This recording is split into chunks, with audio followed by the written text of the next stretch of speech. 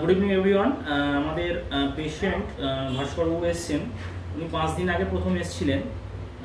মোটামুটি ধরুন 38-39 বছর বয়স। এবার ঘটনাটা হচ্ছে এই ধরনের সাডেন লো ব্যাক পেনের একটা ব্যাপার হয় কি, যখন আমরা এই জাস্ট 40 এজের কাছাকাছি আসছি, আমাদের মাসেলের কোয়ালিটি কমতে থাকে এবং আমরা যারা প্রলং স্ট্যান্ডিং বা দাঁড়িয়ে থাকার জব করি তাদের ক্ষেত্রে ব্যাক মাসেল স্প্যাজম হয়। সেখান থেকে এবার একটা ডিস্ক প্রোল্যাপসের টেন্ডেন্সিও থাকে, তার সাথে সাথে নার্ভ কম্প্রেশন থাকে।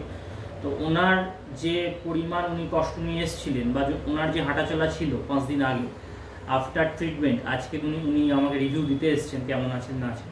তো উনি কি অবস্থায় এসেছিলেন এবং এখন কেমন আছেন উনি একটু নিজে বলবেন। গত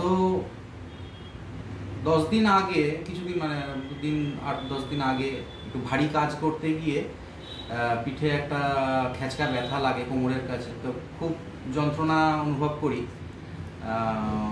মানে এমন অবস্থা যে হাঁচতে কাশতে অথবা খেয়ে দিয়ে মানে ঢেকুর তুলতে গেলেও ওখানে লাগছে, ইউরিন টয়লেট করতে গেলেও চাপ দিলে ওখানে লাগছে, এরকম একটা অবস্থা। মানে একদম মানে কারেন্ট শর্ট মারার মতো কোমরে একটা ব্যথা অনুভব করছিলাম। তো তখনই আমার মাথায় আসে রঞ্জনদার কথা। তো ওর কাছে আসে, আমি আগেও এসেছি আমার অন্য প্রবলেমের জন্য। তো উনি সঙ্গে সঙ্গে ফিজিওথেরাপির মতোই আর কি, শরীরের বিভিন্ন রকম পজিশন করে টেনে একটা করে দেয়। তো সঙ্গে সঙ্গে মানে একদম 5 মিনিটের মধ্যে আমাকে বলে যে একটু হেঁটে এসে রিপোর্ট করতে।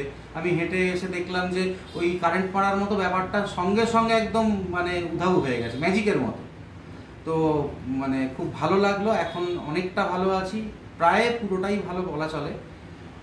ওষুধপত্র সেদিনে কত পার্সেন্টেজ ছিল ট্রিটমেন্টটা? সেদিনকে যদি ওই পুরো ব্যাপারটাকে 100% ধরে নিই, তো এখানে ওই ট্রিটমেন্ট করার পর সঙ্গে সঙ্গেই প্রায় 50% কমে গেছে। আর আজকে মোটামুটি কত পার্সেন্টেজ আছে? এখন 95% কমে গেছে। আচ্ছা, এবার একটু আমার দিকে দাও।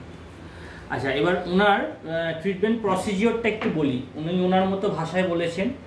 ওনার ক্ষেত্রে যেটা আমি সেদিন ক্লিনিক্যাল অ্যাসেসমেন্ট করে দেখেছিলাম যে ওনার ওই L3, L4, L5 ওই রিজিয়ানের প্যারাস্পাইনাল মাসলগুলো খুব স্টিফ হয়ে গেছিলো এবং দুটো L4, L5 এর মোবিলিটি কমে গেছিলো। তো উনি যে ট্রিটমেন্টটা বললেন এটা একটা আমাদের ম্যানুয়াল থেরাপি এবং এটাকে আমরা স্পাইনাল ম্যানিপুলেশন বলি, যেটা অবশ্যই সেটা একটা এক্সপার্টাইজকে দিয়ে করাতে হয়। তো সেটার জন্য উনি এত ইনস্ট্যান্ট রেজাল্ট পেলেন এবং সেটার জন্যই উনি এত কুইক রিকভারি করলেন। তবে অবশ্যই আমি বলবো ওনাকে বাড়ির এক্সারসাইজ করে যেতে হবে এবং পশ্চারাল কেয়ার মেনটেন করতে হবে, তাহলে উনি অনেক সুস্থ থাকবেন। Thank you.